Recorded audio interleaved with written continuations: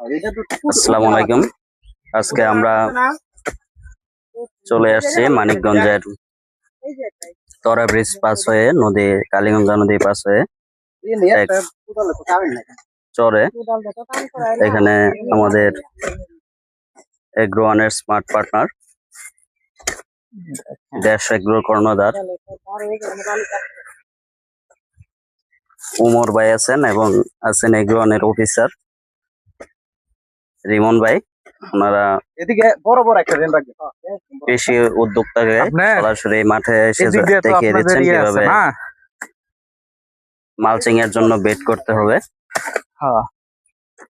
এখানে মূলত চাষ করা হবে স্মার্ট 1217 টমেটোর জাত।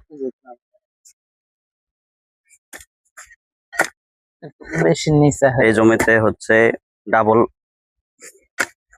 ডাবল রোতে বা 2 সারিতে হচ্ছে টমেটো চাষ করা হবে। তো টমেটোর যে বেডটা এটা দেওয়া হয়েছে 32 ইঞ্চি এবং পাশে যে ড্রেনটা এটা দেওয়া হয়েছে 24 ইঞ্চি বা 2 ফুট। দেখুন আপনারা কিভাবে হচ্ছে বেডটা তৈরি করবেন। একই সাথে বেড এবং ড্রেন আপনাদের এইদিকে তিনটা খুঁটি দেওয়া হয়েছে। এভাবে করলে হচ্ছে কাজটা অনেকটাই তাড়াতাড়ি হবে। দুই পাশ থেকে ড্রেন উঠবে এবং অন্য পাশে ড্রেনও উঠে যাবে এবং অন্য পাশে আরেকটা বেডেরও এক পাশ হয়ে যাবে। এভাবে যদি আপনারা 3টা খুঁটে পুঁতে তারপর বেড করেন তাহলে খুবই সহজে হচ্ছে বেড হয়ে যাবে।